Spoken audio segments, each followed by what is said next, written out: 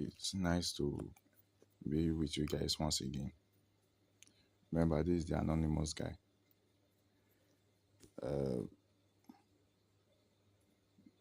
In this stream, normally what do we do? We do say anonymous confessions. So, come, let me set things up.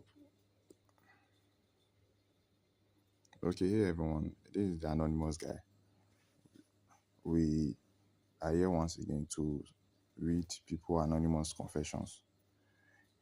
Here we read both insane and I don't know all confessions. But today isn't 18 plus. They're just regular confessions we gather from Reddit. So you all should be ready to get your mind blown. Okay?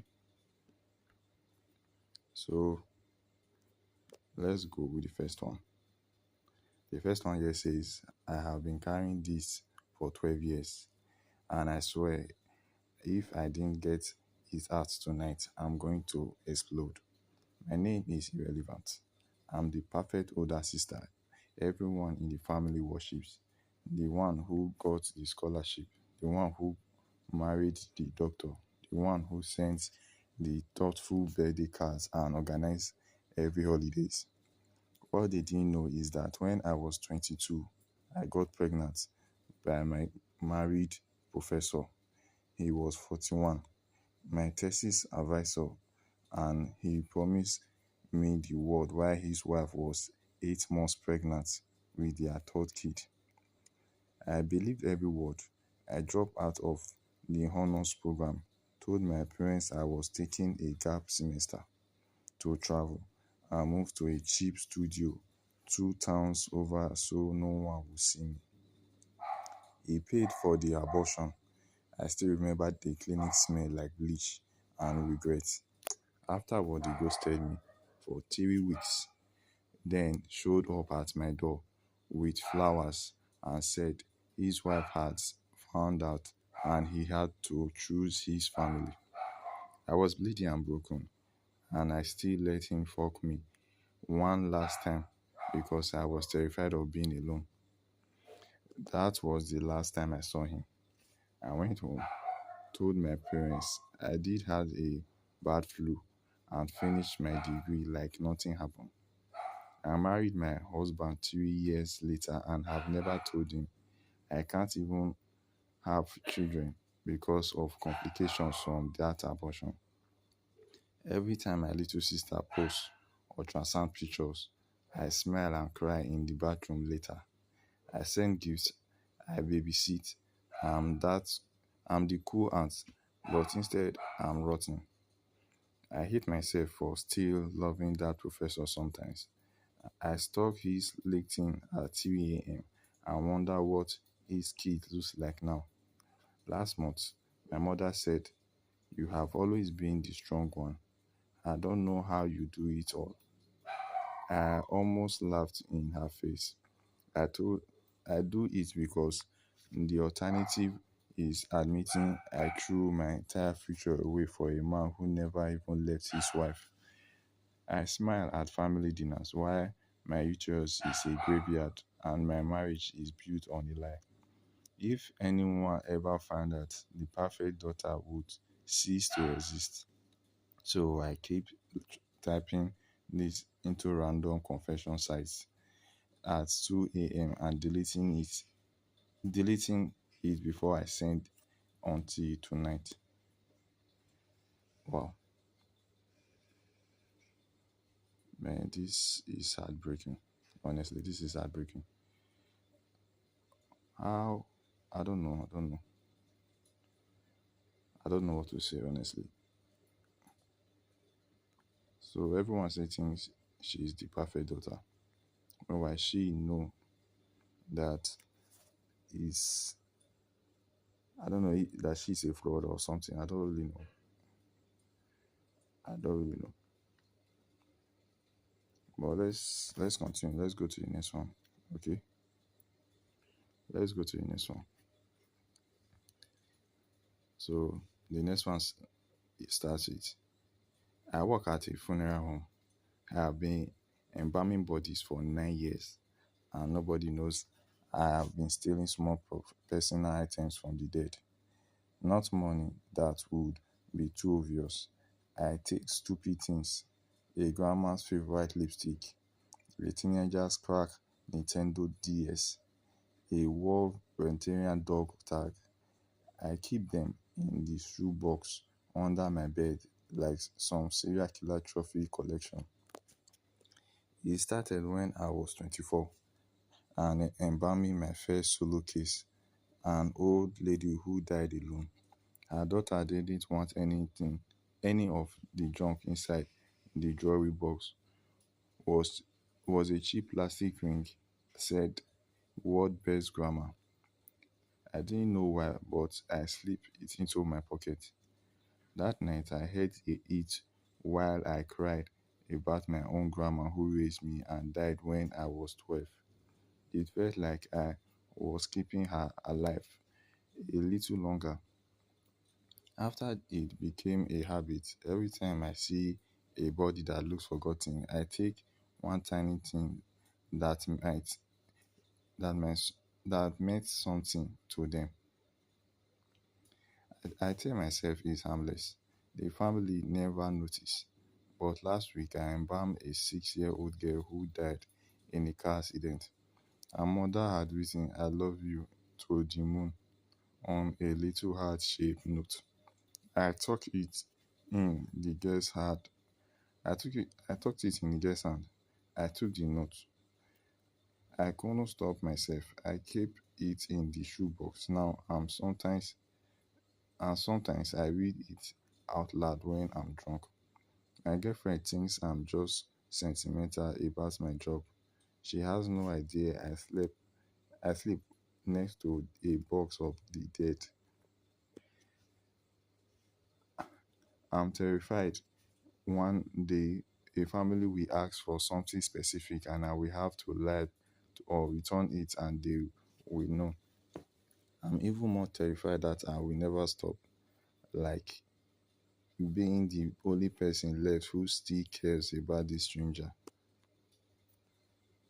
Man, this is weird. This is weird.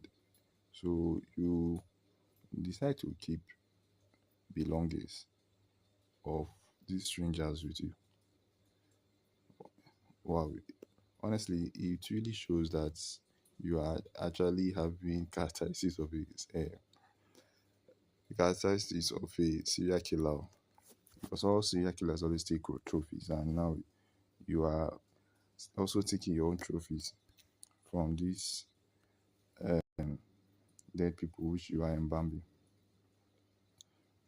But nevertheless, one day you said you don't know if you will be caught one day, but eventually everybody gets caught. There's nothing under the sun.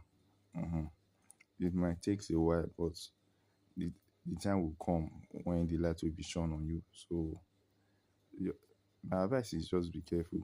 Get rid of what you already have or stop it. That's just it. Okay, so the next one says, I'm a 34-year-old male kindergarten teacher and I'm in love with one of my students' mother. She is married, has 3 kids, and every morning she walks her 5-year-old son into my classroom wearing yoga pants and smelling like vanilla. I have been fantasizing about her for 14 months. Sorry.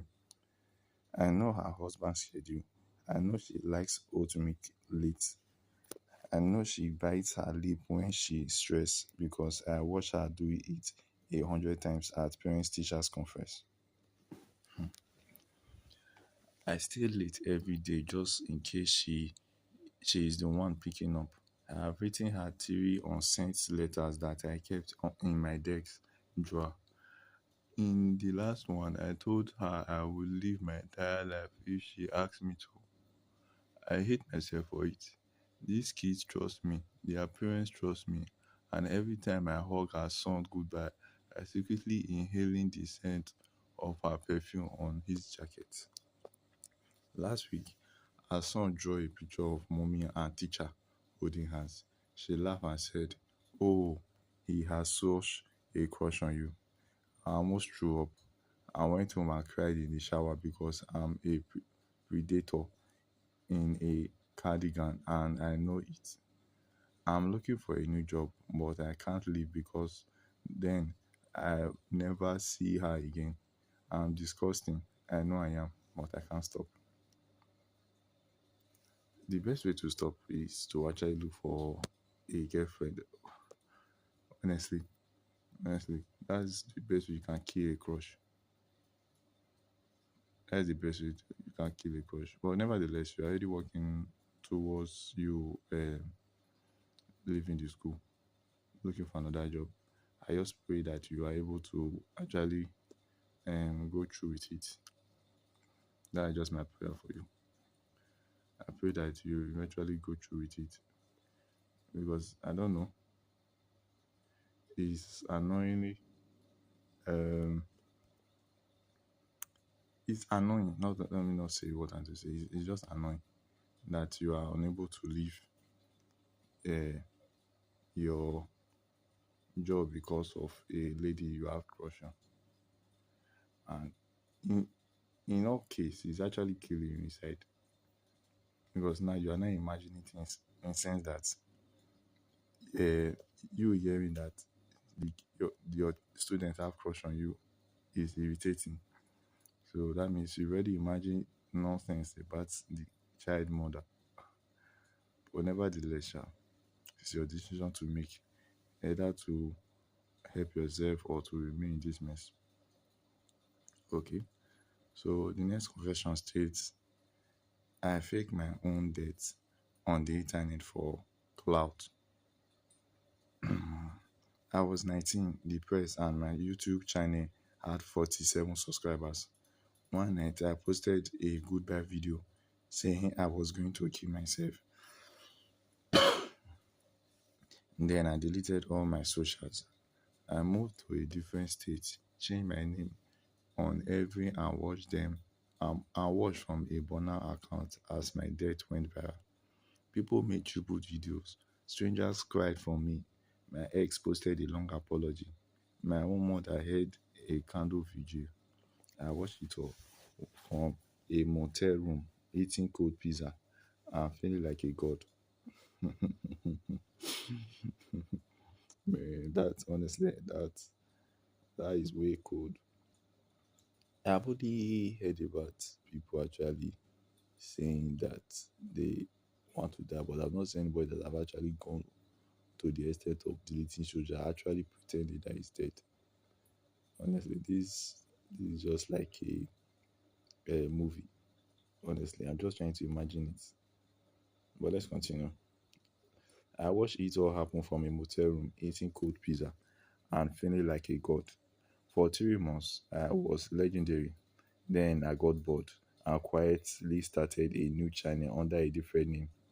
I'm 27 now, and my mom still thinks I'm dead. I send her anonymous money orders. Oh, sorry. I send her anonymous money orders every Christmas so she doesn't starve. She posts on Facebook without forgetting her baby. I read every comment. I can't come back. I have a fiancé now who has no idea her future husband is a dead YouTuber. If anyone ever connects the dots, my life is over. I deserve whatever happens. Thank God you deserve whatever happens. I just like the way you concluded. I love the way you concluded. First of all, you put your mother into a very big emotional mess. You know what it is to lose a son. It's actually something. It's something that's not heard of. Honestly, you just imagine yourself losing a precious property. Talk less of now you losing a close relative, very close relative. Thank God you already have a fiancé. So now imagine yourself now losing a son. It's not something that you can actually bear. Sometimes it breaks something in you. Honestly, it breaks something in you sometimes. So I will just advise you that once someone connects the dots, be ready to face the consequences. And the consequences are actually brutal. Okay, so let's go back to our anonymous. The next one, it says here, I switched my newborn daughter with another baby in the hospital nursery because mine was two with a cleft lip and the other was perfect. It was 2009. I was 19, alone, and the father had already left. I saw the other mother, rich, married, beautiful, crying because her baby had a heart defect and wasn't expected to live long. I waited until the nurse left, swapped the wristband and the blanket, and walked out with the healthy baby. Wow. Let me read that again. Okay, let me come again. So it, I was 19, alone, and the father already left. I saw the other mother, rich, married, beautiful, crying. Her baby had a heart defect and wasn't expected to live long.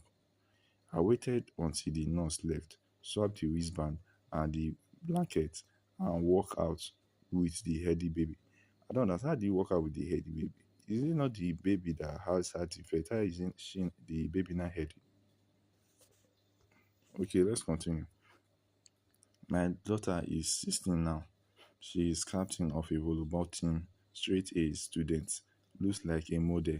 The other family buried my baby, thinking it was theirs. Oh, oh. So that means her baby was the one that has the heart defect, not the other baby. Okay, so let me continue. Well, let me read that again. My daughter is 16 now. She is captain of the volleyball team, straight A's student, looks like a model. The other family buried my baby thinking it was theirs. I still have the original birth certificate hidden in my attic. Every time my daughter hugs me, I feel like I'm going to vomit. She calls me mommy, and I want to scream the truth. I have been waiting for the DNA test become I've been waiting for the DNA test become mandatory or someone figures it out. I don't sleep anymore. I just watch her sleep and wonder I have left before how long I have left before everything burns. Wow. One day somebody is going to find out eventually that you are not the mother of your child, honestly. Yeah. So you just look for a way to get a adoption paper or something. But now she's already 16. I believe she's above being adopted. I believe she's above being adopted. But that is something else, honestly. That is something else. How do you people come about all these things like, ah, that's too much. That's too much, honestly.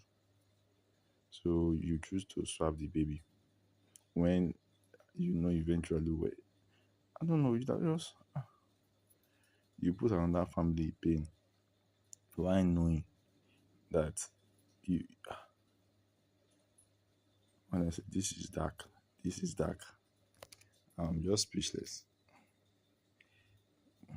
But how do people live with themselves after doing such a thing? It's a question that needs to be answered. How do people live with themselves? Okay. So the next one here, the next confession.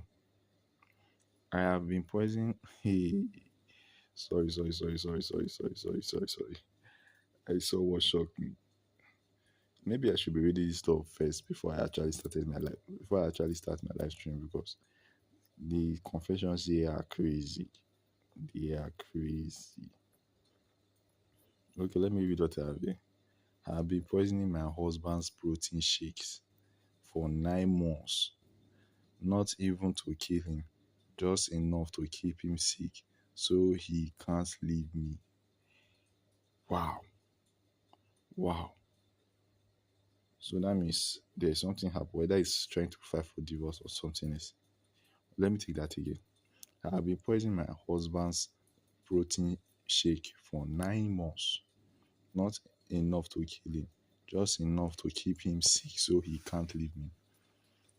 He's been talking about divorce. I said it since he got that promotion and started working late with his 26-year-old assistant. Oh boy, so that means you are thinking he's cheating.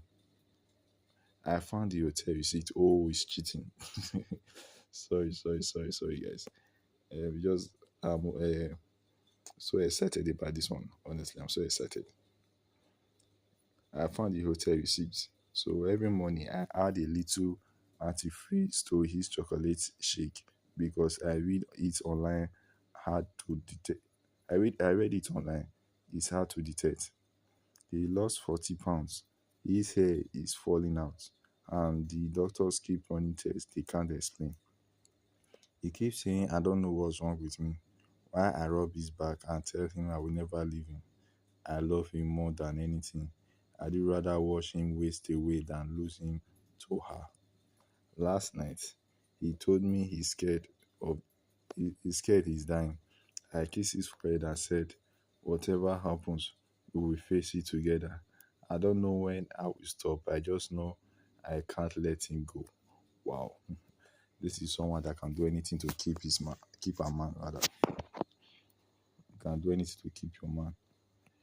I mean, but is that not too much? Is that not too much? Just comforting me about the cheating part. Ah, man. My question is that yes, I know he's cheating and he's planning a divorce, but is it worth this punishment? Is it worth this punishment? Because now you are making sure that he does not die and keeping him sick. Do you know what it is for someone to be sick for just a week? Talk less of you now being sick for 9 months. 9 good months. Man, you already make the person a sickler. Honestly, you already succeeded in making the person a sickler. Okay, let's go to the next one. The next one says, I have been a bank teller for 11 years at the same branch, and for the last six, I have been skimming exactly $47 from random customer deposit every single day. Not big enough for anyone to notice, not small enough that it feels pointless. Hmm. Man, this is still in the highest order. $27 a day, 5 days a week, 50 weeks a year. That's roughly $11,750 I have stolen and nobody has caught me. It started because my wife got cancer and the insurance company denied half the treatment. I told myself it was just temporary, just until the medical bills were paid. Then she passed and the debt was gone, but the habit stayed. Now I have a nice little nest egg in a safe deposit box at a different bank, cash only, no paper trail. I drive a used Honda. Nobody at work suspects anything. I still live in the same two-bedroom apartment I shared with her. Every morning I put on my navy vest, smile at customers, and when I'm balancing the drawer at the end of the day, I just adjust a 20 year, a 10 year, a 5, and two ones. Never the same customer twice in a month. I know the system inside out. I trained half the people who could catch me. Last month, a single mom came crying because her ex cleaned out the joint account right before rent was due. She deposited 300 in crumpled bills. I took my 47 like always. I felt nothing. That night I went home and counted the stack in the box and realized I could have given her the money back and still be in her head. But I did it. I can't stop now. The rush isn't even about the money anymore. It's about knowing I'm smarter than the entire system. My manager just gave me employee of the quarter because I'm always accurate and never caught in sick. If they ever audit the microtransaction, they will see nothing because I spread it so thin. Wow. 39. I have no kids, no family left. When I die, they will find the box and think I won the lottery or something. I sometimes imagine confessing my on my deathbed just to see the look on their faces, but I know I won't. I like being the quiet criminal everyone trusts with their savings, with their life savings. I sleep like a baby. Wow. This is what grief can turn you into. This is what grief can turn you into. Honestly, to me, I don't believe you develop a habit. I just believe you found out that you were unable to help your wife, and now you are doing something to actually remind her. It's a psychological thing. Okay, it's a psychological thing. You need to see a therapist, I beg. Try to see a therapist. Call in sick for work. I'll go see a therapist. You need one. You need one. You need one, honestly. Okay. So the next one here states I am 28-year-old woman who ghosted her entire family after winning 1.4 million on a scratch off ticket. They still think I'm dead. I fake a car accident in another state, use the money to buy a new identity, and move to a different country. It is been 4 years. My little brother was only 15 when it happened. He posted on Facebook for months begging anyone who saw me to call the police. My mom still lights a candle every Sunday. I watch their lives through fake accounts. My sister got married last year. I sent an anonymous gift from a secret admirer.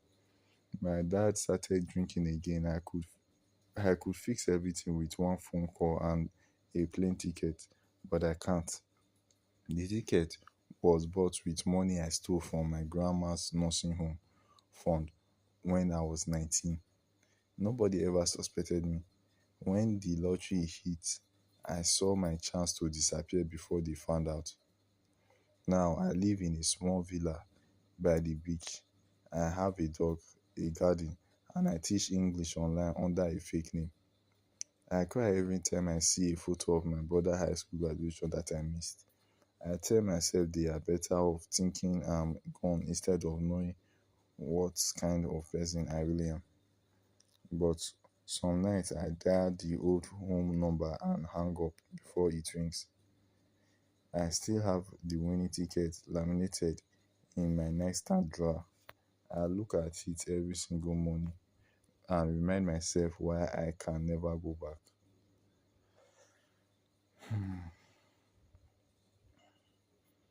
So after you steal money, you're able to win a lottery ticket. Wow.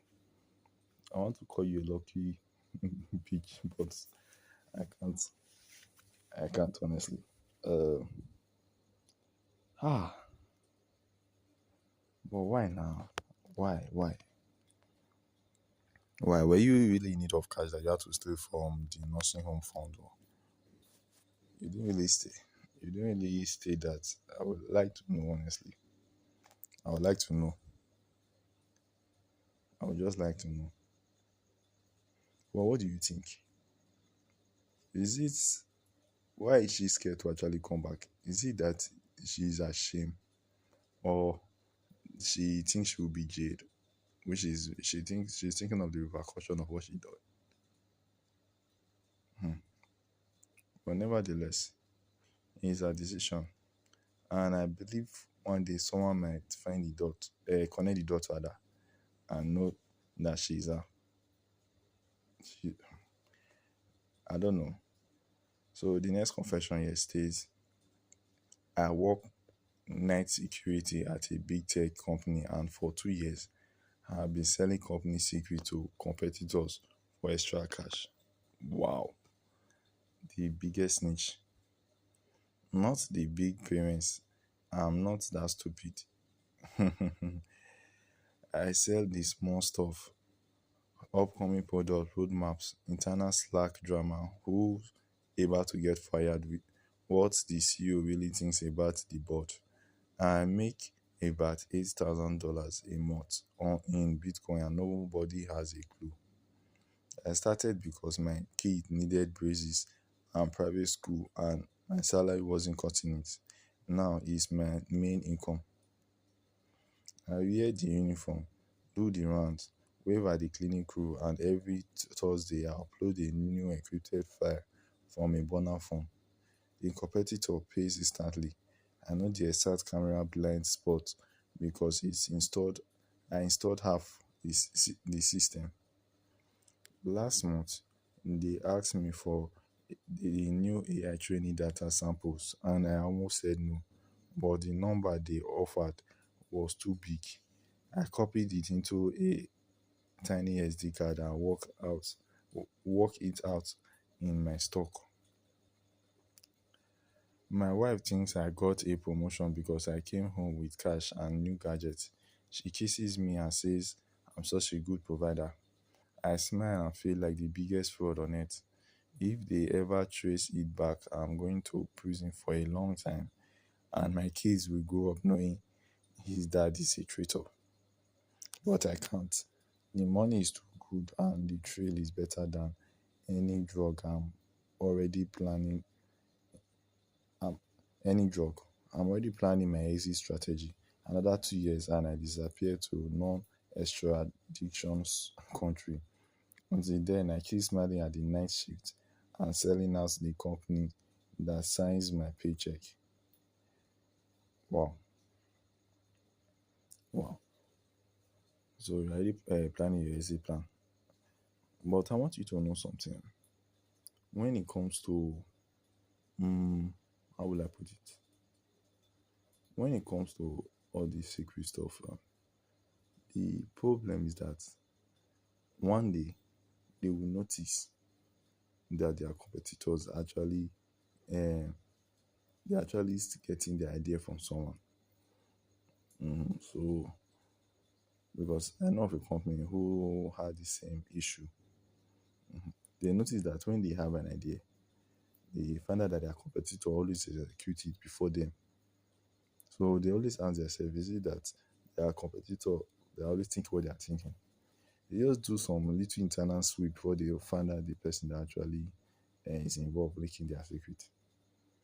It does not take, it's not a rocket science. That's the right word to use, it's not a rocket science. So that's just it. So that's why I think if you are not careful, you are going to be caught. Not if you are not careful, you are going to be caught eventually.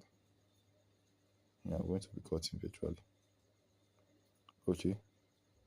So the next one here says I switched my best friend newborn with my own stillborn baby 6 years ago, and she still thanks me every day for being there. Wait, let me take that again. I switched my best friend newborn baby with my own stillborn baby 6 years ago, and she still thanks me every day for being there. Is that not heartless? Is that not heartless? This is even worse than the one in the Bible where a woman swap her dead uh, baby for her neighbor's baby. This one is worse. Well, at least that other one was able to identify that this baby is not her baby. But you know, this is the second one now we are hearing of someone swapping baby. Okay, so let me read it. I switched my best friend newborn baby with my own stillborn baby 6 years ago, and she still thanks me every day for being there. It was 2008. We were in the same hospital, same floor. Her baby was healthy and loud. Mine was born blue and silent. Wow. In the chaos after they weighed her out for recovery, I walked into the nursery, swapped the bassinet, and swapped the tags.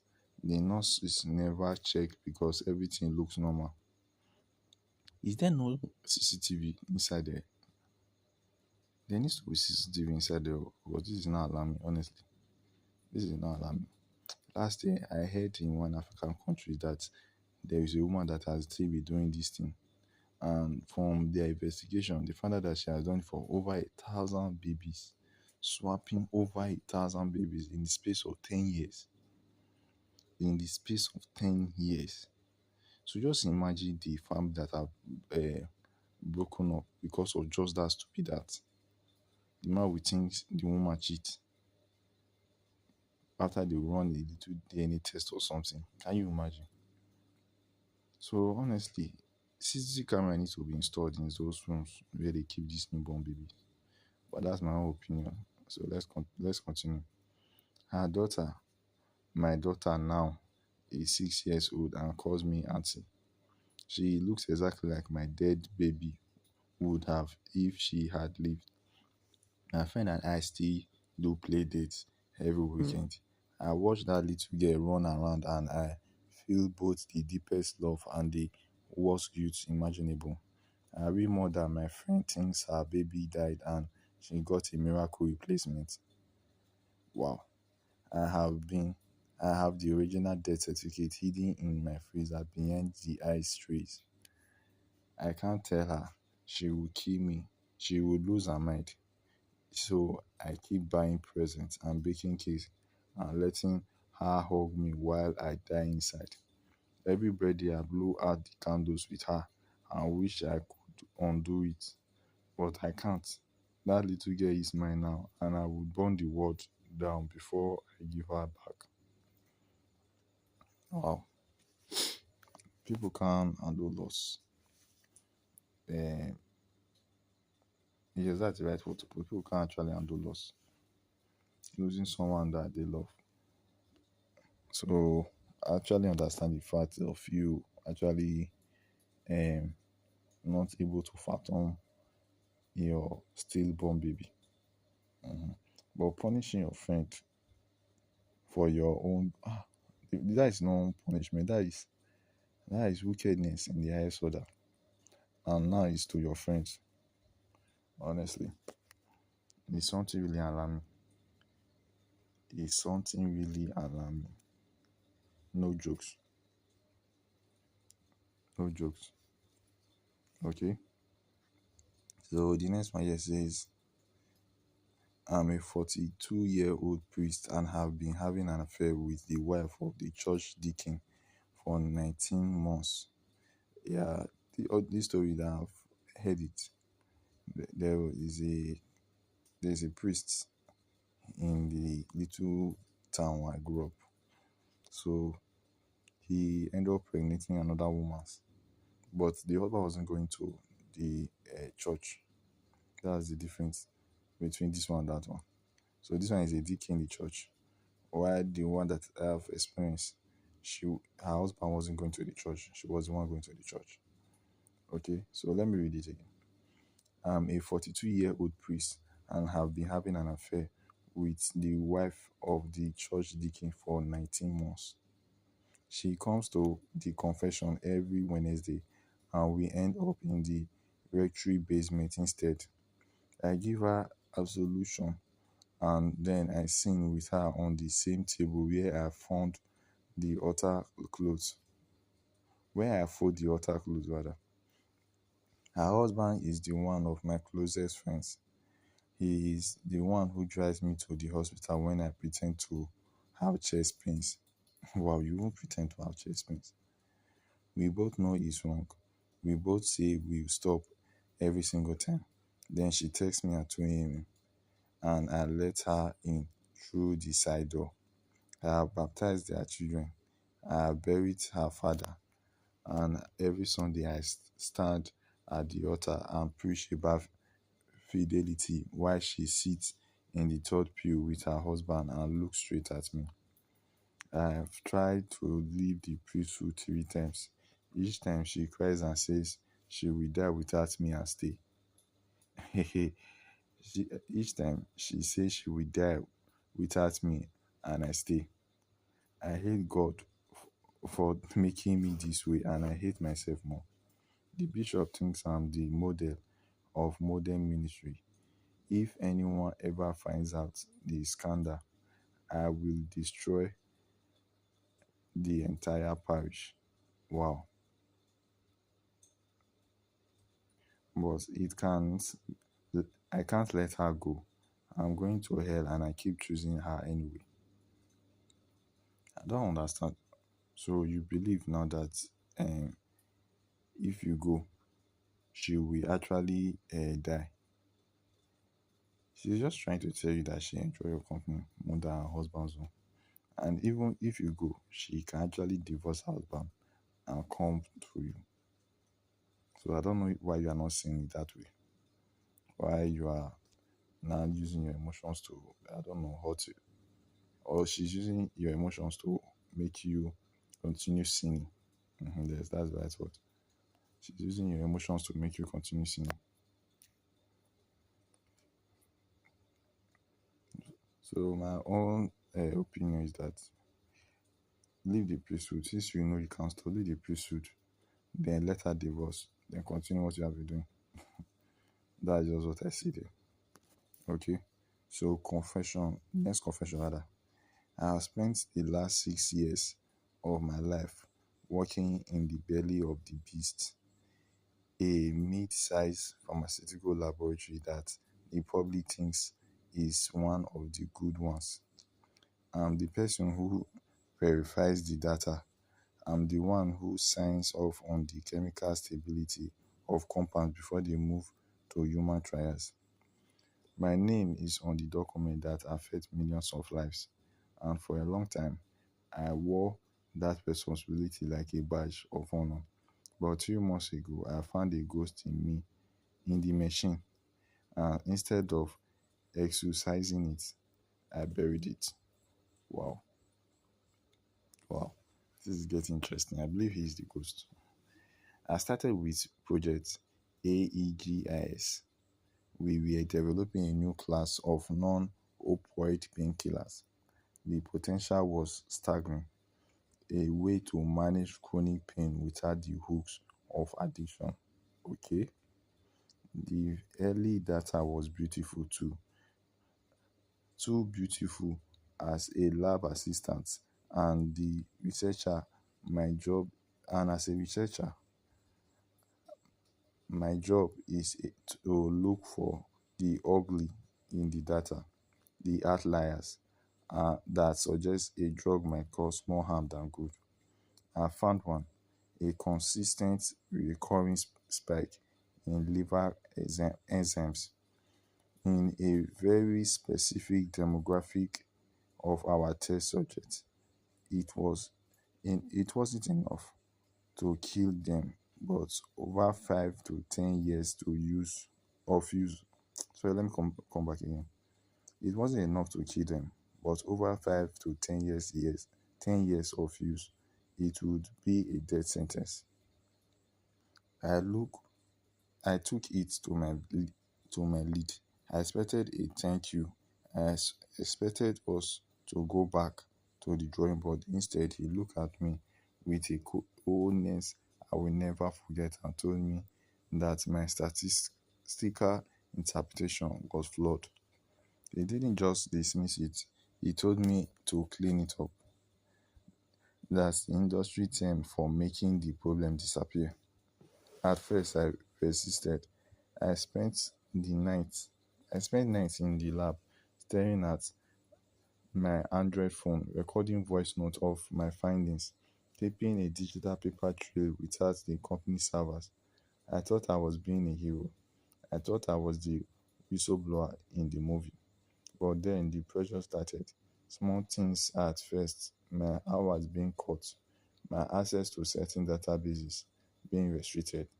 Then the carrot was dangled, a promotion I had been eyeing for years, a massive bonus, and the promise of a lead role in the next major project. I have student loans. I have a family that thinks I'm a success. I look at that bonus and I look at the data. I realize that if I blew the whistle, the company would bury me in lit- litigations. I did never work. Sorry, I never work in a lab again. I'll be the crazy former employee. So I did it. I cleaned the data. I adjusted the parameters of the study just enough so that the liver enzyme spike fell within acceptable variances. I watched as the board of directors celebrated the breakthrough. I even toasted with them. Now, every morning, I wake up and check the news to see if the FDA has fast tracked AEGIS. They have, they have. In 2 years, this drug will be on pharmacy shelves. Wow. People will take it and they will feel better for a while. And then, years from now, people will start getting sick. Doctors will call it rare side effects or blame it on lifestyle choices. They won't know that it was choice made in sterile lab at 3 a.m. by a man who just wanted to pay off his debt. I still have the original files. They are encrypted on my drive hidden in my apartment. Every day I think about sending them to the press. And every day I look at my bank account and stay silent. I am a researcher who stopped searching for the truth and started searching for a way out. I'm a ghost in the machine. I and I am terrified of the day I finally have to face what I have done. The worst part isn't the guilt, is the realization of how easy it was, how little it took to buy my soul. It was $1 million. It was just the fear of being nothing. Now, when I look through the lab, I see the young assistants, the ones who just graduated, eyes bright with the hope of changing the world. I want to scream at them to run. I want to tell them that the science doesn't matter as much as the stock price, but I don't. I adjust my nod and go back to my desk, waiting for the next ghost to appear so I can bury it too. Wow, honestly, everybody has price. Okay, everybody has price, but nevertheless, I believe I believe your price depends on, what would I say depends on now? There's a word I'm looking for. Your price depends on your problem. Your price depends on your problem. Or someone said, this is what the person said. Say your price depends on your happiness. That's what your price depends on. So I understand that you are actually feeling, I don't want to say bad, uh, but currently you are just feeling the repercussion of what you've done years ago, and it actually shows you have conscience. Actually shows you have conscience. And this, I don't know, the sleepless night. I watched a documentary of a pharmaceutical company. That was last year in November. No, it wasn't. It wasn't last year in November, October. So I watched the documentary of a pharmaceutical company that creates vaccines. Okay, and a guy was saying that there was a particular vaccine that is currently affecting a country youth.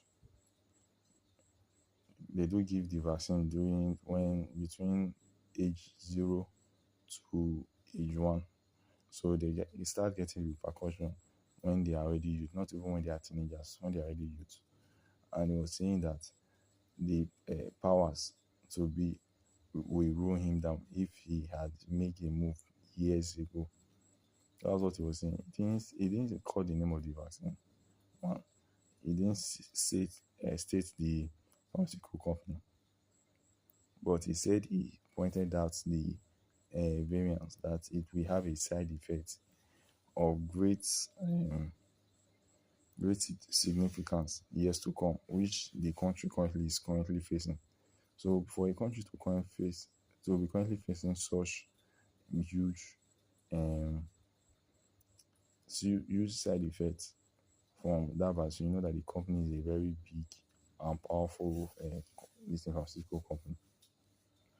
So I wish to read more for this pharmaceutical company stuff, because it actually let us know that out there they are actually feeding us poison. To be honest, we think they are saving lives. They are not. A doctor, if a doctor wants to, if a doctor kills someone, he only kill the patient that is operating on. But if a pharmacist wants to kill someone, he kills thousands, at least thousands of patients that is not operating on, unlike the doctor. They sell the poison. The doctor does sell the poison. He only works on the person that is being affected by the poison. So if the mistake is from the doctor, it's only the person that the doctor is actually working on that will feel the rot. But when it comes to pharmacy, it's everybody, thousands of people that are going to take their drug. So that's why it's really bad. Okay. So the next confession here says, I'm a ghostwriter for people you envy most. Wow. I'm a ghostwriter to the people you envy most. If you have ever scrolled through a high end lifestyle blog or watched a day in the life video of a tech entrepreneur that felt just a little too perfect, there's a good chance that I wrote the script. Okay. I am the architect of the digital lies that keep the internet running on a diet of insecurity and aspirations. My joy is to take someone who is essentially a vacuum of personality and turn them into a thought leader or a lifestyle guru. I have done it so well that I've started to lose track of where my own thoughts end and their manufactured ones begins. It started as a side hustle while I was finishing my degree. I needed money and I had to knack for voice. He said, let me take that again. I needed money and I have to knack for voice. Why this is funny to me is that where I come from, knack means sex. So I don't understand. If in Nigeria he read this, you think you need to have sex for voice. So that's why it's funny, honestly. Okay, let me continue. I could mimic the cadence of a 22-year-old crypto pro just as easy as I could channel folks' enlightenment or folks' enlightenment of a wellness influencer. I realized early on that people don't want the truth. They want the version of the truth that makes them feel like they are just one morning routine away from success. So I started selling that version. My biggest client is a man I would call Julian. Julian is a B2B SaaS founder who is currently the darling of fintech world. On LinkedIn, he posts about radical transparency and the hustle that defines us. In reality, Julian is a nervous wreck who can barely string a coherent sentence together in a meeting. He pays me five figures a month to be his brain. I write his posts, I script his impromptu videos, and I even ghostwrite his replies to comments to ensure they maintain the right balance of humility and authority. Wow. But now AI does all this stuff. AI does all this stuff better. Just give the AI the best prompt and it will keep on generating more and more. Okay. So last year, Julian won a prestigious Entrepreneur of the Year award. The speech he gave, the one that went viral and had people crying on the front row, was mine. Every word of it. I sat in the back of the room watching him receive a standing ovation for the life story I had largely fabricated to fit a narrative arc. I watched him soak in the praise, and for a second I saw it in his eyes. He actually believed he had done it. He had inhabited the character I built so completely that the man I met in a coffee shop 2 years ago, the one who couldn't explain his own software, was gone. But the confession isn't that I lied for a living. It's what happened 2 months ago. Julian's company started failing. Oh boy, this is the twist. The revolutionary code was buggy and the burn rate was unsustainable. He came to me not to ask for advice on how to fix the company, but to ask on how to spin the failure so he could exit with his reputation intact. He wanted a narrative where he was the martyr of the market shift rather than the victim of his own incompetence. I wrote it. I wrote a series of posts about pivoting with grace and the courage to let go. I engineered the software landing that allowed him to sell the remains of the company and walk away with millions, while 84 employees lost their job with a week's notice. I watched the comments roll in, people praising his leadership and integrity in the face of hardship. I watched family lose their health insurance while I cashed a success bonus check that was larger than their annual salaries. Hmm. The youth didn't hit me until I saw a post from one of those former employees. She was a single mother who had moved across the country for that job. She was terrified, and right below her post was Julian's latest thought leadership piece that I have written, talking about how failure is just the universe way of redirected energy. Wow, wow. I realized then that I am a weapon. I am the tool used by the mediocre to exploit the hopeful. I spend my days on my Android phone, crafting the perfect sentence to keep the illusion alive, while the real world bleeds out in the shadows of those illusions. I have become a good I have become so good at this that I can't even write a sincere letter to my own parents anymore. Every word I type feels like it's being run through an engagement algorithm. Wait, let me stop here and say something. When you are doing something, when you have a skill and you find out that you are really good at that skill becomes your lifestyle. You can't see a caterer, a good caterer, that um 65% of about that caterer is not around catering. Even though it's not up to 80%, but at least 65%, at least 65%. Then those that are outstanding, you find out that at least 85% of their life revolves around catering. So you not trying to feel bad. To me, it's just natural side effect of being too good at what you do. To me, that's my opinion. I don't know if I'm sticking straight or not. Honestly, I don't know if I'm sticking straight or not. But that's what I think. That I just say I'm having the side effect of, well, being too good at lying. Because lie is actually, you, when you lie, it's actually, what will I say? Uh, when you lie, it's actually you being living a hypocritic life. Is you being living a hypocritic life.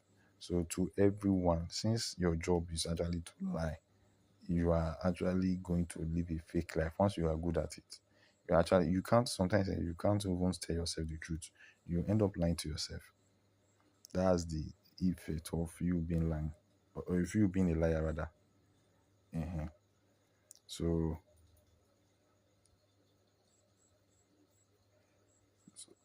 so let me continue from where I stopped. Where did I stop? Okay, okay. So Uh, Let me come again so that you will remember where I stopped from. I've become so good at this that I can't even write a sincere letter to my parents anymore. Every word I type feels like it's being run through an engagement algorithm. I want to stop. I want to delete the account I have built and reveal the template I used to manufacture authenticity. But Julian knows I'm just as deep in this as he is. If I talk, I lose the income that allows me to live this comfortable, isolated life. I've built a cage made of high RPM content and viral storytelling, and I am the only one who knows the bars are fake. Every time I see a confession video online, now I wonder who wrote that. Was it a person seeking catharsis, or was it someone like me testing a new narrative framework to see if vulnerability is trending this week? I am the ghost in the machine of your envy, and I don't think I know how to be a real person anymore. You see, as I said earlier, that's actually the outcome. Once you are good at lying, you even end up lying to yourself. You will end up lying to yourself to get the truth will will not just be your obsession, but will be like your ultimate goal. Because when you say something that is good, you will have to think if it's really good, if it's is it this not actually dark yellow or dark brown. You understand me?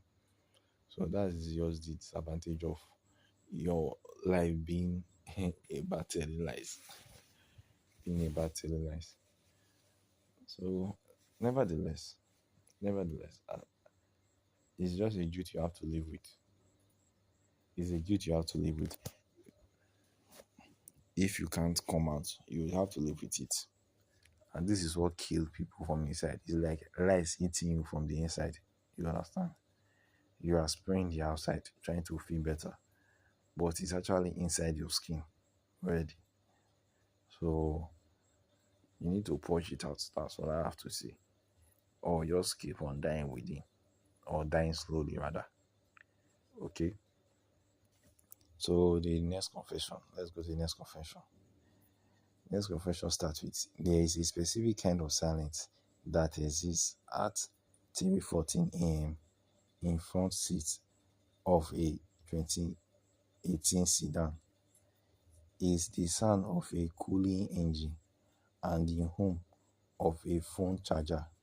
For 2 years, I was a premium driver for a high-end car service. My job wasn't just to drive, it was to be a phantom. I drove the people who move from the world, the fintech CEOs, the luxury developers, the people who fly private but need a discreet ride from a tarmac to the hotel. From the tarmac to the hotel rather. The rule was simple. No eye contact in the mirror, no speaking unless spoken to, and above all, total amnesia the moment they step out of the car. But amnesia is hard when people treat a driver like a piece of furniture. They think the glass petition or the silence makes you deaf. It doesn't.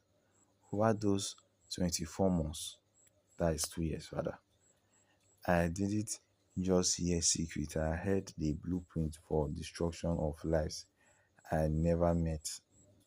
Wow. I remember a night in November. I was picking up a developer from a gala. He was riding with a junior partner.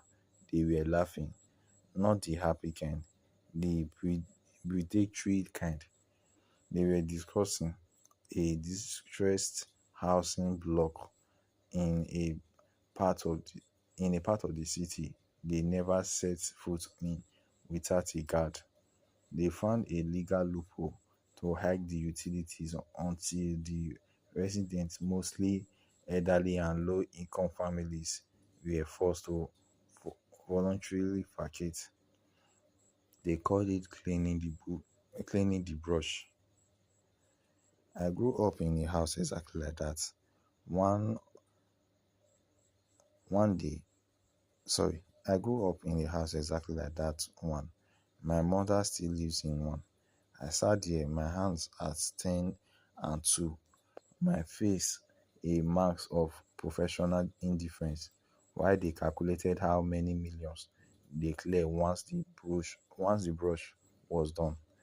I felt a heat in my chest that I thought would melt the steering wheel. I wanted to drive us off the bridge and wanted to turn around and wrap my hands around if the sick tie of the man in the back seat. But I didn't. You know why? Because 3 days prior, I had checked my bank account on my Android phone and realized I was exactly 4,200 $4,200 away from being evicted myself. I needed this generous corporate tip. I needed the 5-star rating to keep my elite status. So I drove. I took the long way to give them more time to talk, recording the conversation on a hidden app. I did install for safety. I told myself I was a vigilante. I told myself I take the recording to the papers and be the hero of the working class. But when the ride ended and he handed me a $100 bill and told me to keep the change, kid, I didn't go to the papers. I went to a specialized, reputable management firm. I had a bat in the back of my car. I didn't report him. I sold the recording to his competitors. I made $15,000 in 48 hours. It was more money than I have ever seen in a year of driving. Wow. The brush still got cleared. The family still lost their homes. The only difference is that a different billionaire got the contract and I got to pay my rent and buy a new laptop I didn't need. I traded the lives of 50 families for my own comfort. Now I don't drive anymore. I use that seed money to start a small consulting gig. On on paper, I'm a success story of the gig economy. In reality, I'm a blackmailer who got lucky once. Every time I see a news story about urban revitalization, I don't see progress. I see the faces of the people who rear view, in my rear view mirror.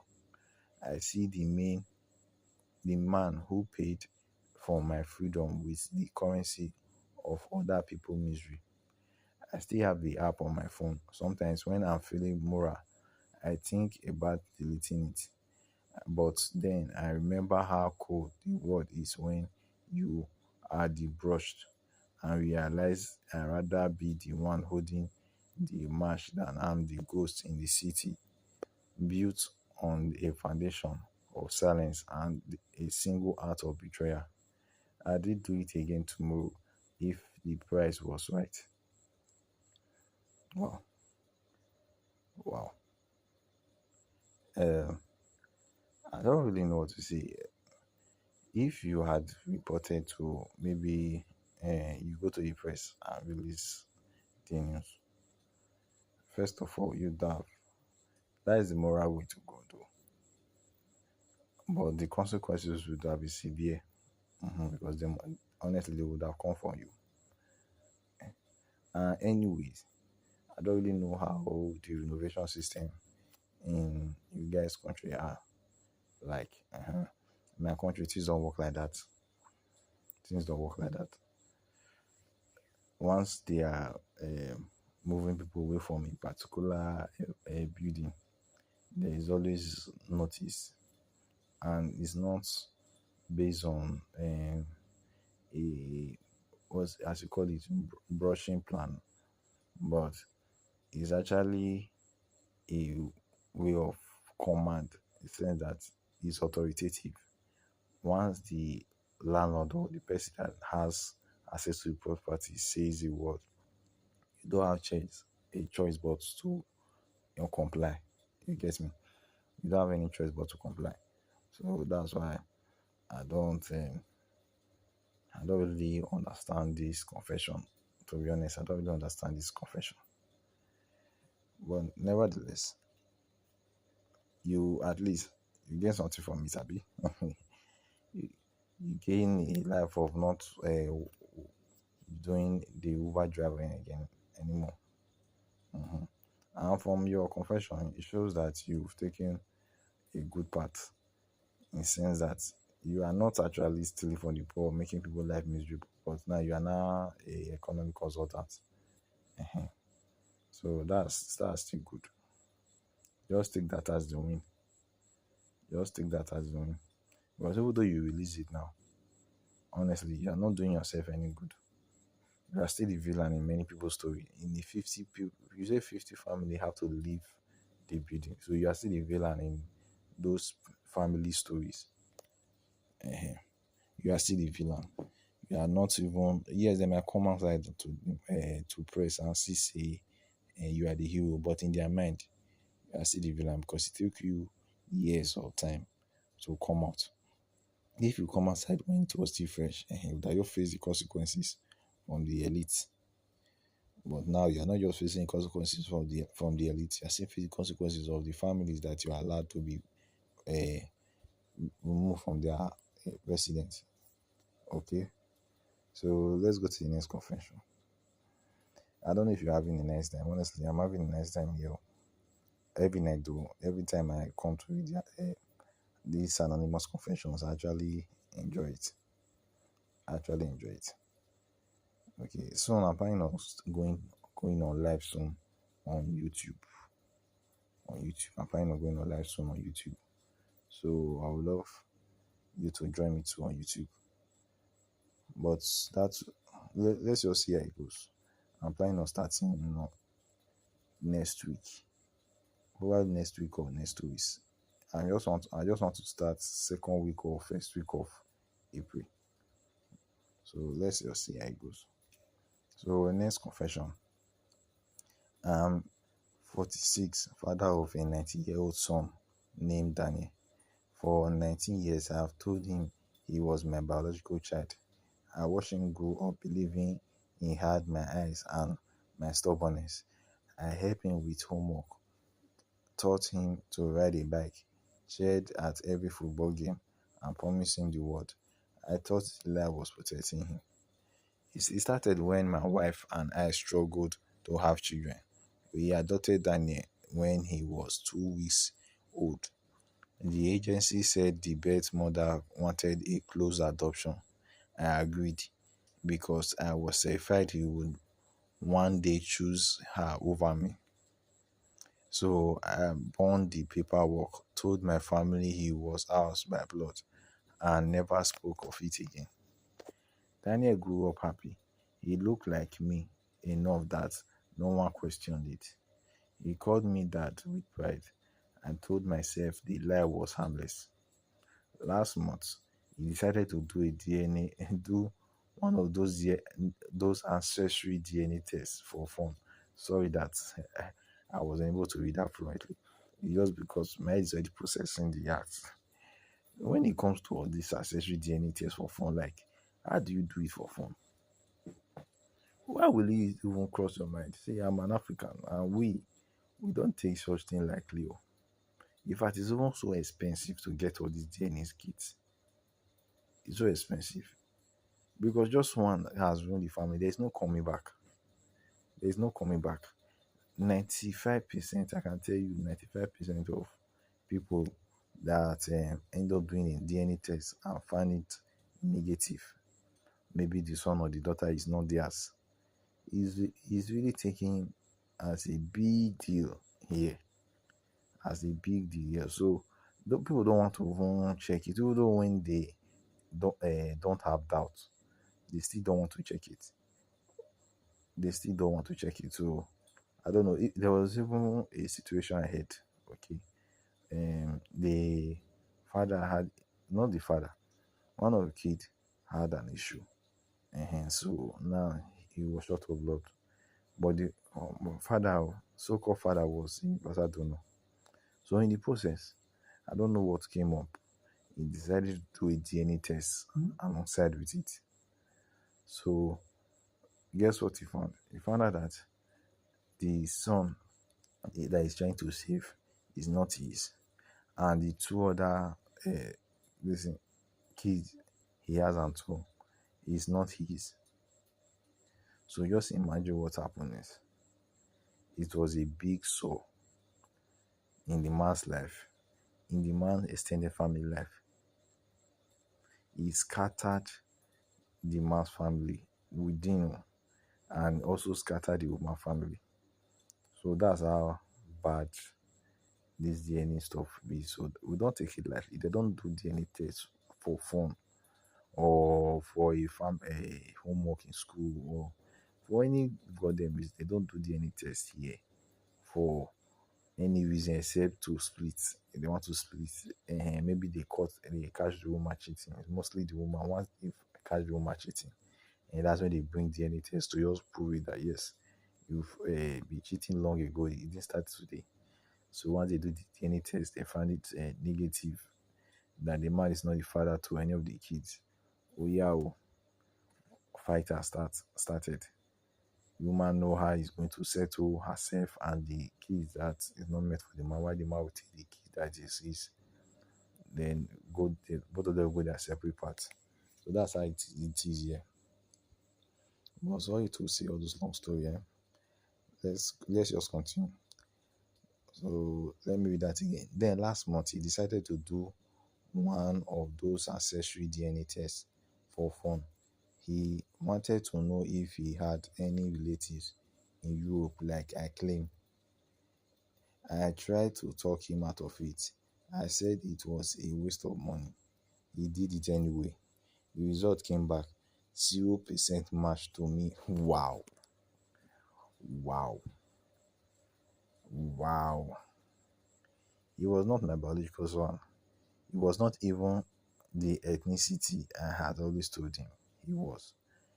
But when you choose, as you have already choose to lie to this boy, why don't you do it like when he was 4, 5? You understand? When he has not insisted on doing it, do it. Know his details, then even find a way to cover up your tracks. Ehen. Then you cannot lie to him that, okay, look at where you come from, and oh, this way I come from. You understand me? Oh yeah, this is really bad. He comforted me in the kitchen while my wife was at work. He showed me the result on his phone. His hand was shaking. He asked me why I lied for 19 years. I broke down and told him the truth. He was adopted. His birth mother was a teenager who couldn't keep him. We chose him because we couldn't have children of our own. I changed the story because I was scared he would leave us one day. The twist that keeps me awake at night. Danny had already found his birth mother through a DNA database 2 weeks earlier. She had been looking for him for years. He had been talking to her in secret. He had been calling her mom in messages while I was still calling him my son. Oh, wow, that's interesting. That's interesting. So that means he tested you guys, and you guys failed the test woefully. Woefully. He moved out the next day. He lives with her now. He changed his last name. He told me he doesn't want me in his life anymore because every memory he has of me is built on a lie. That's true. You won't blame me. You won't blame me for that. I still have his childhood photos on the wall. I still pay for his college tuition, even though he won't speak to me. I still sit at the dinner table alone every night, wondering if I was protecting my son or protecting my own fear of losing him. I still don't know if I'm the father who loved him too much to tell the truth, or the man who destroyed his son's identity to keep him? You you actually uh, destroyed his identity to kill him. You destroyed his identity to keep him. Because now that he has found his identity, first thing to do was to leave. So if you had revealed it to him earlier, then it would be look like co-parenting. Honestly, it would have ended up being like a co-parenting thing. But nevertheless, the deed has already been done. The deed has already been done. Okay. So the next one here states, the next confession rather here starts with, I'm 51, father of two adult daughters. For 25 years, I ran the family construction company that my father started. Everyone thought I was the responsible older brother who kept the business alive. No one knew I had stolen it from my younger brother. Wow, so that means the company was with to your younger brother. But let's dive in. Let us see. It started when my father died. The will left the company to both of us equally.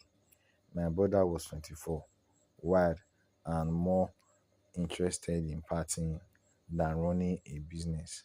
I was 29, married with a new baby.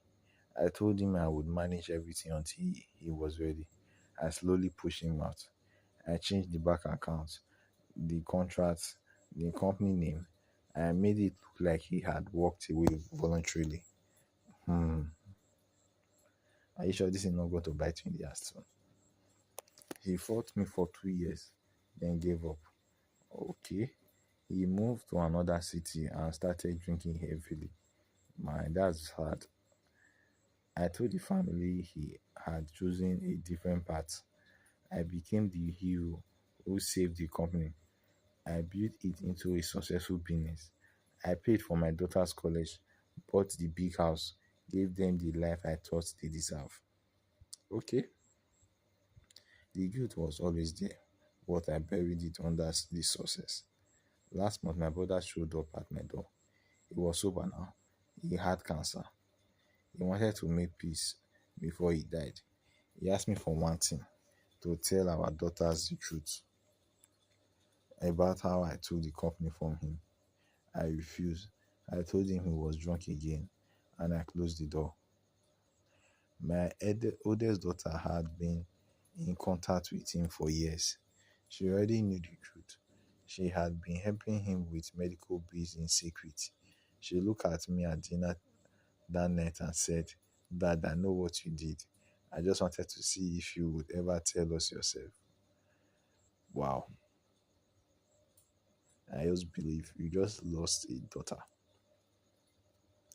Because I can't tell my father that and still look at him the way I do look at him with respect. You get me? So honestly, for me, I believe you just lost a daughter. You just lost a daughter.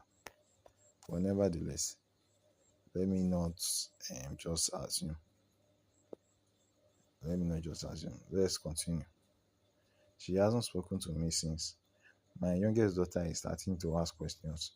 My brother died 2 weeks ago. I paid for his funeral, but he didn't attend. Why would you attend? Guilt will finish you.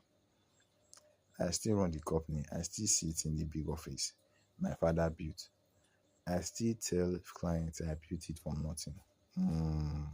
But I didn't want evidence to show that your father was the one that actually built it from nothing. So that you just continue the legacy. You changing the name doesn't mean you bought it. Okay? But let's continue. I still don't know if I'm the father who gave his daughters everything or the man who stole their future to do it.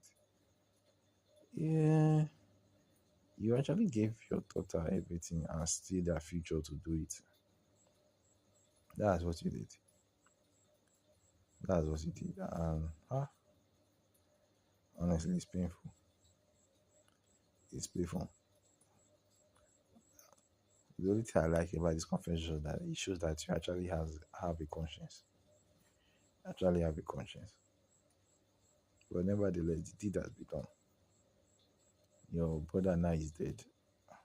Your kids, your other kid, they ask you question why your daughter. I don't know if she will ever talk to you again. But I also show that you people come to agreement and come back to your former or go back to your good relationship. I don't know how to put it in English. English is not my best suit. I don't know.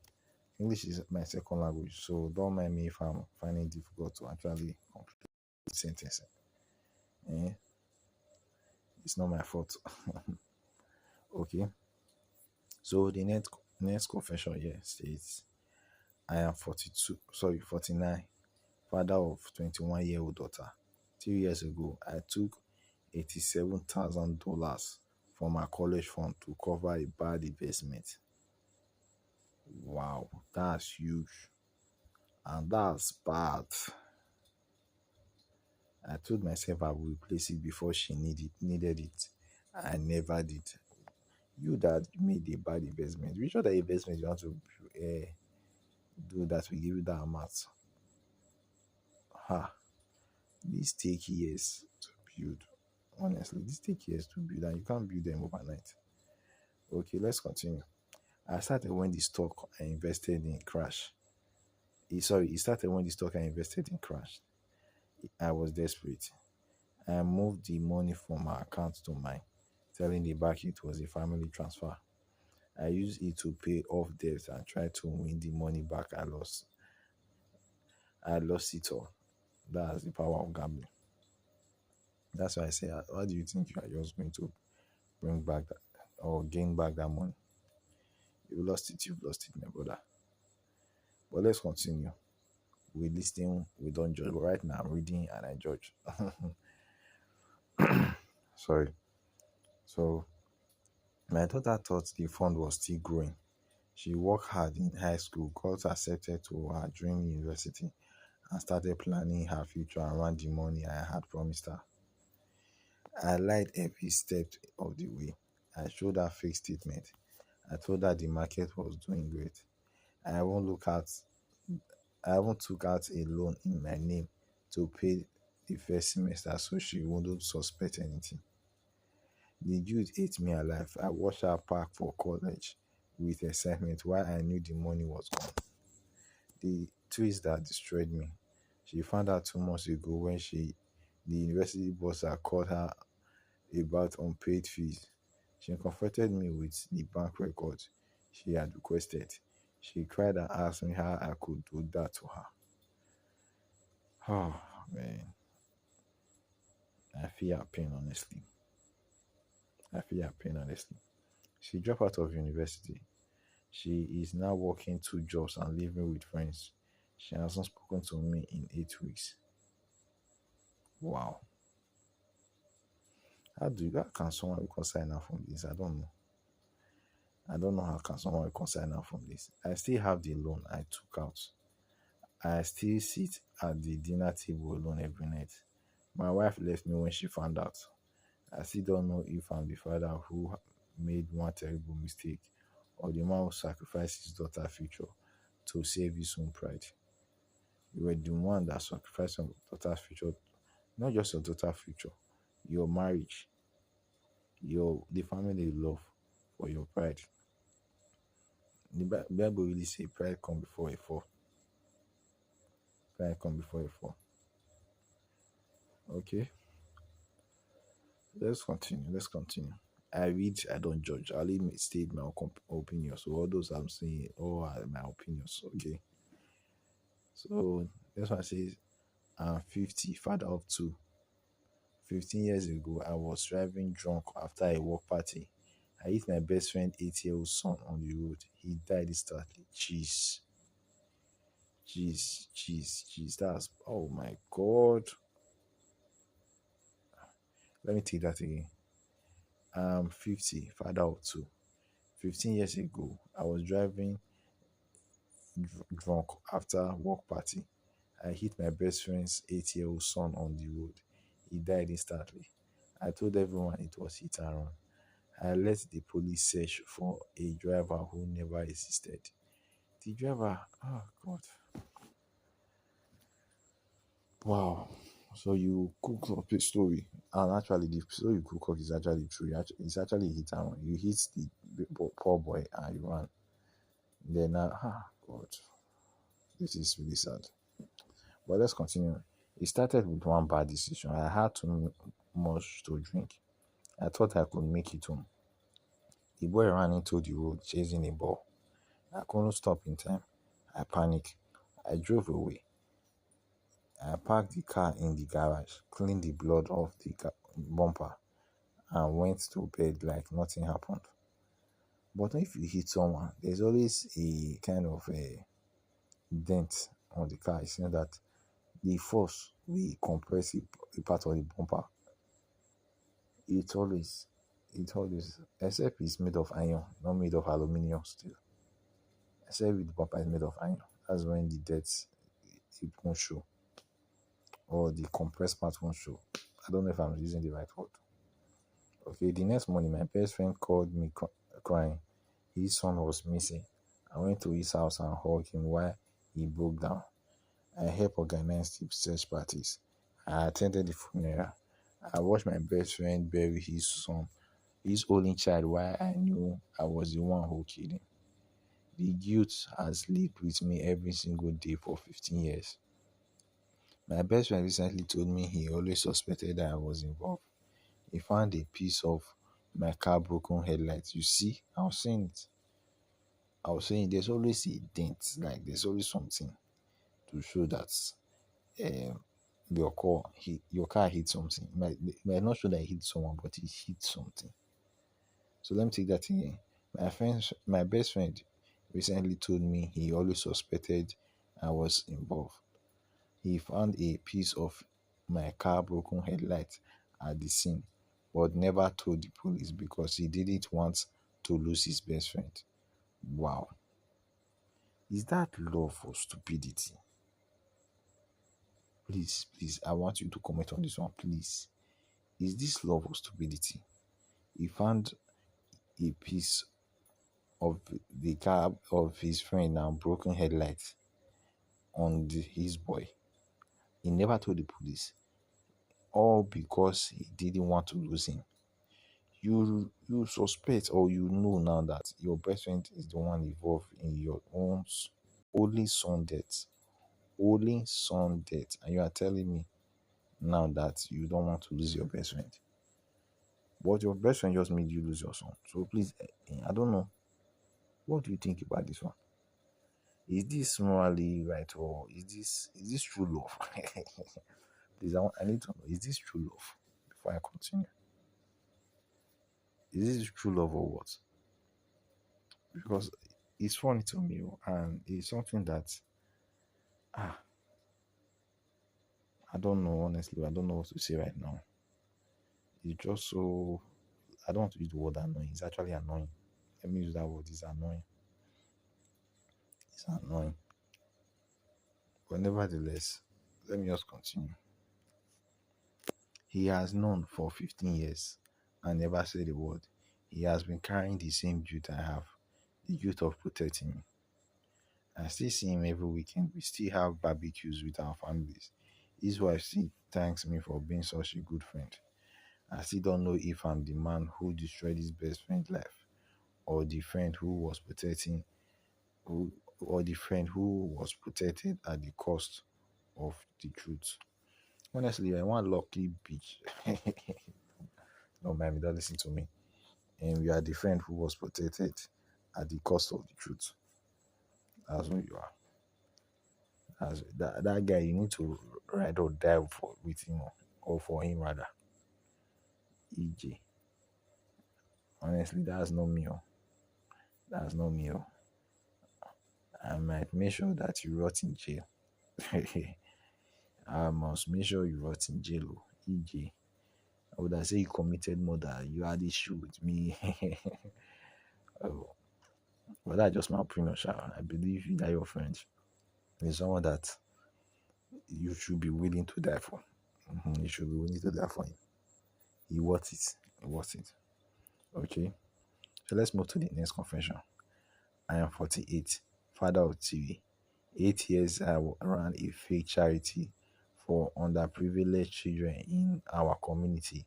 I collected donation, gave a few small gifts for photos, and kept the rest for myself and my family. Hmm.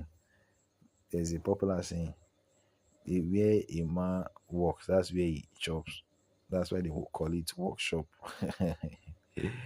EJ, so you have a fake charity, you take donation, give small gift and keep photos, then take the rest for yourself and your family. These are exactly like Nigerian leaders. That's what they do, I swear. This is what they do.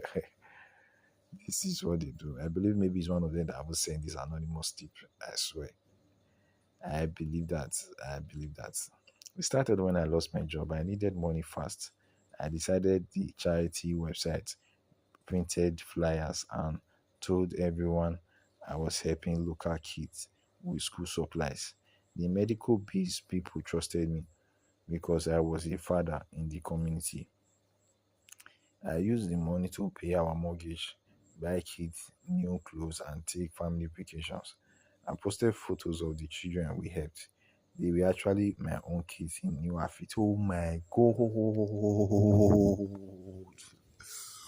Oh my god! Wait, let me read that again. Let me read that again. I used the money to pay our mortgage, buy kids new clothes, and pay family vacation.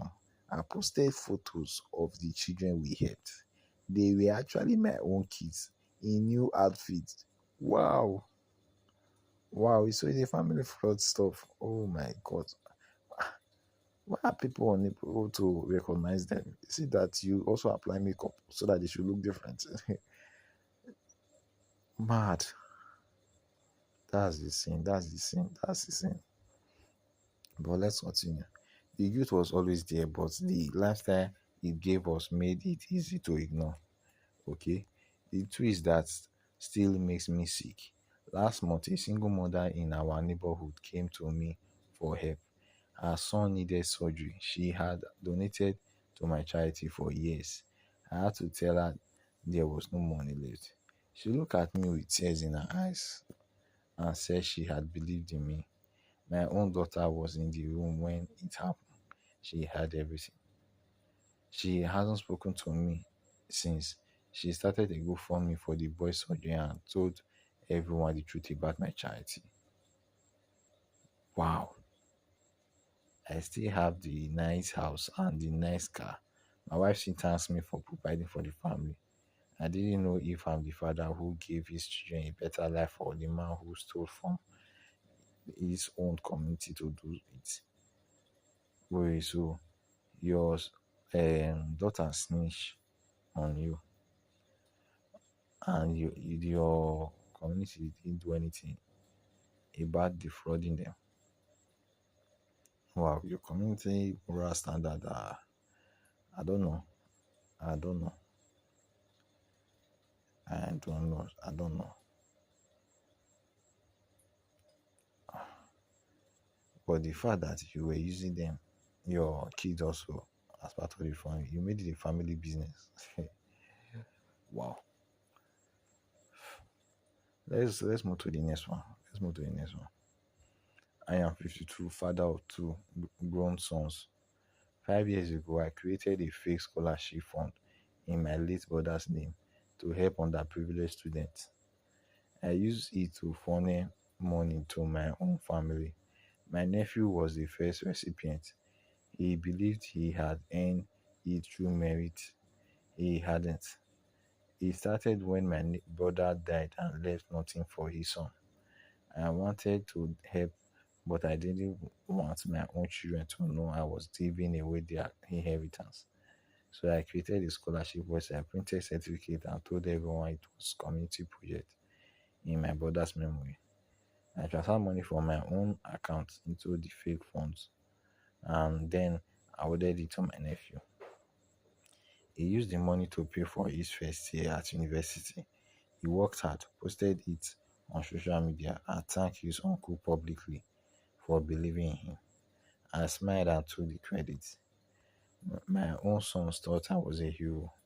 The youth was always there, but the pride of in my nephews I made it easy to ignore. So you prefer the pride in your nephew compared to the pride from your own sons. I mean, sure, at least they still believe you are a hero.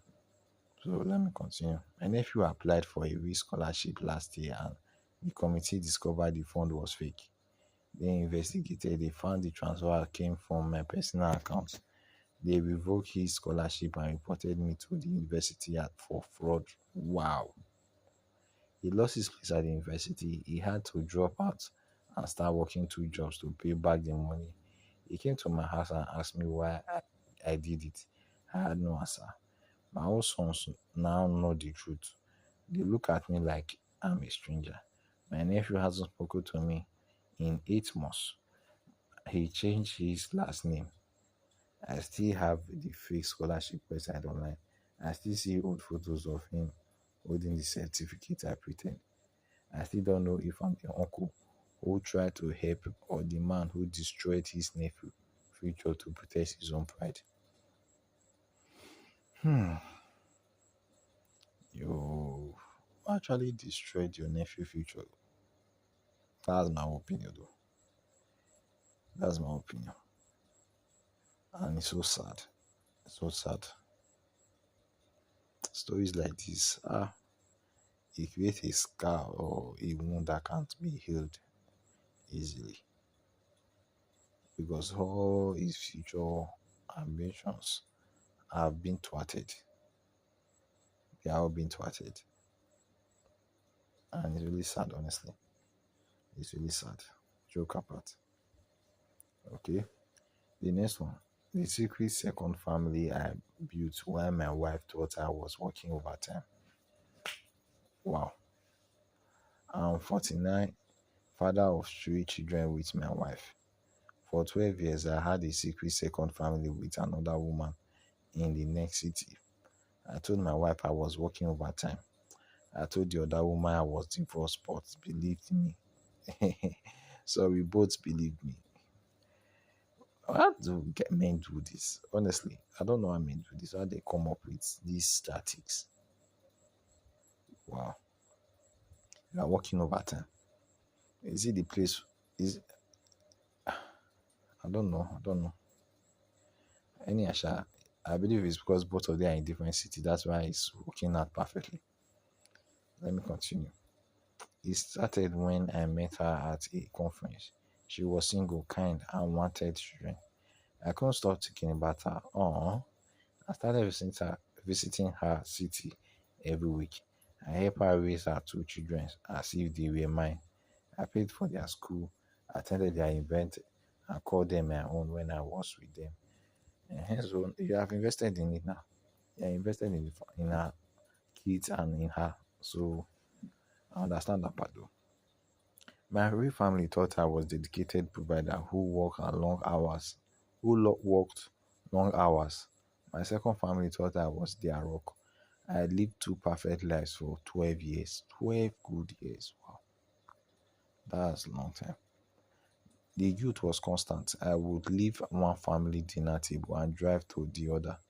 I would kiss my wife goodnight and then text the other that I loved her. I would cheer at my real children games and then attend parents teacher meeting for the other children under a fake name. My oldest son from my real marriage got a job in the city where my second family lives. He started dating the daughter from my second family. They fell in love and are engaged. Wait.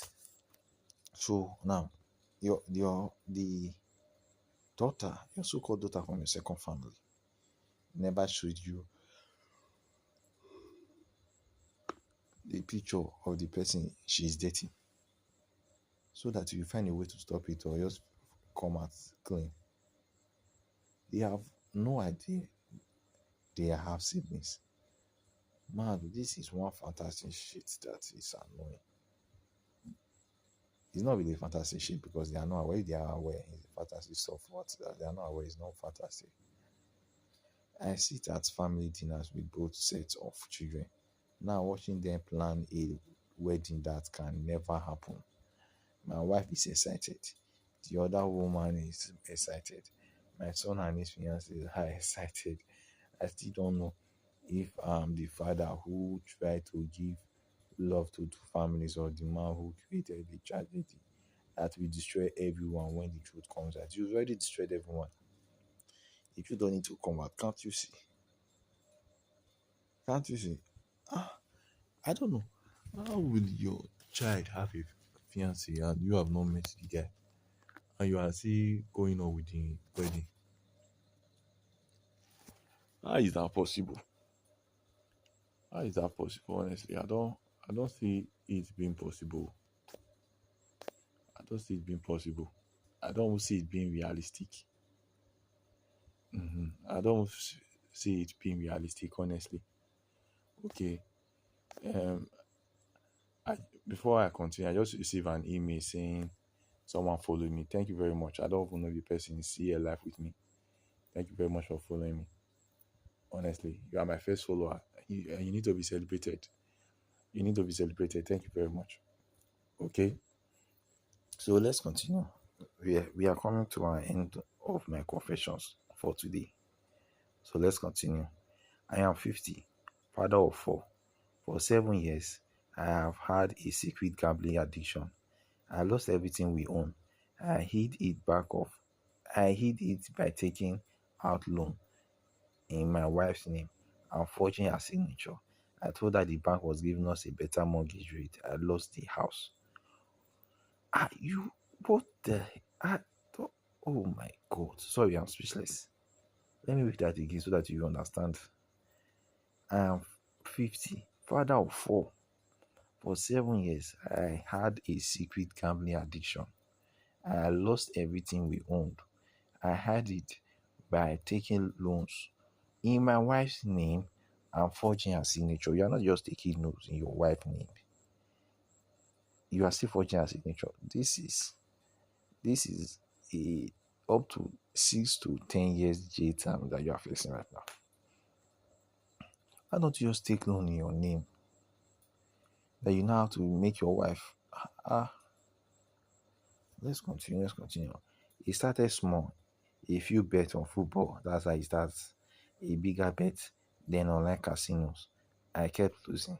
I borrowed from friends, from family, from loan sharks. Oh, you've already started taking loan with your name. That's why you can't.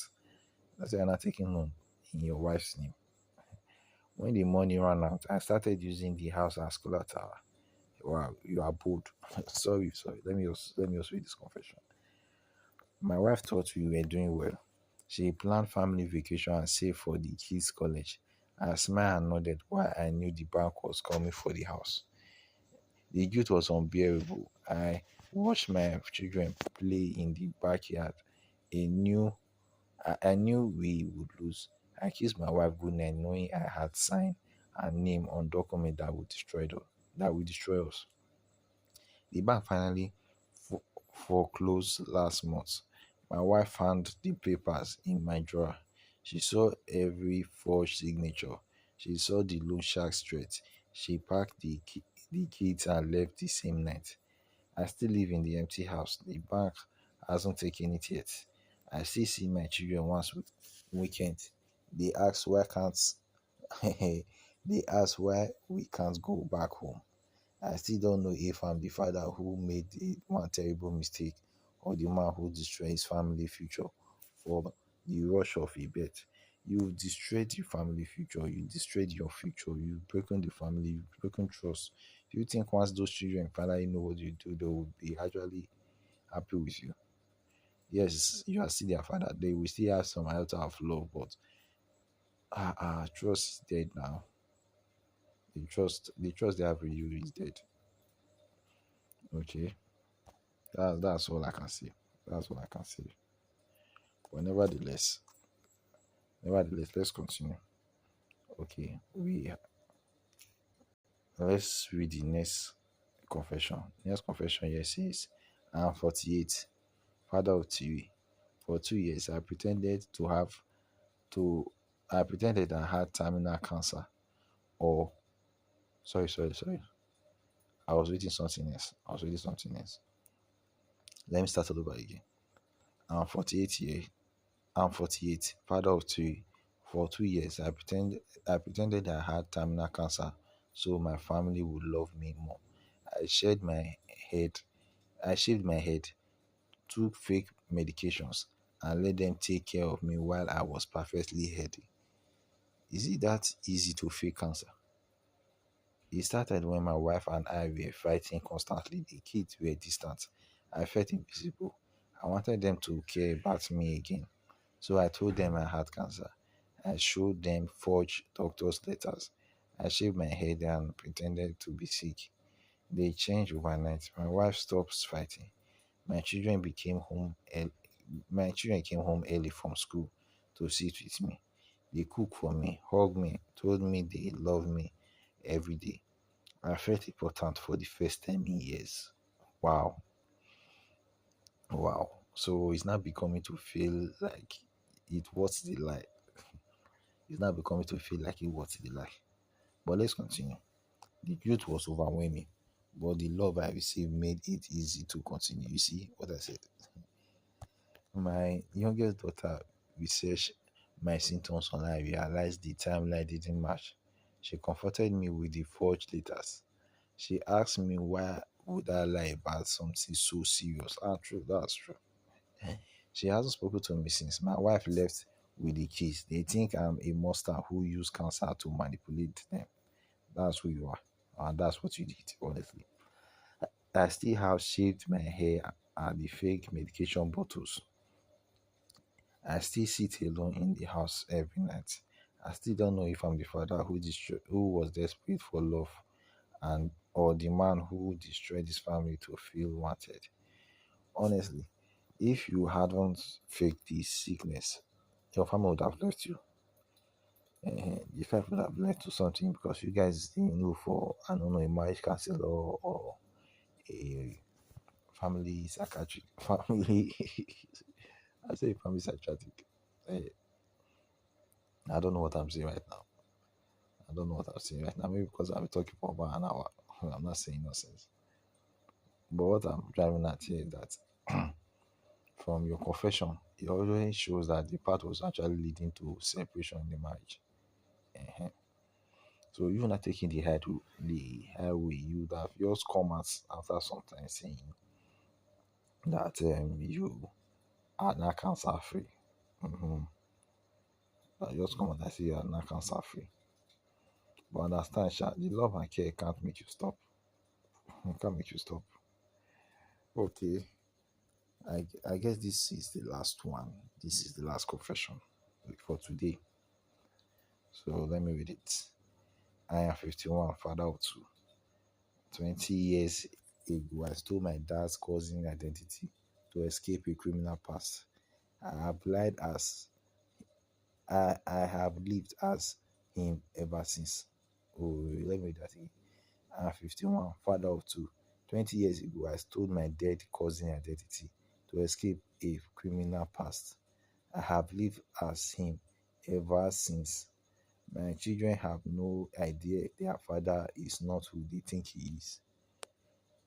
He started when my cousin died in a car accident. We looked similar. I was wanted for a crime I committed in my youth.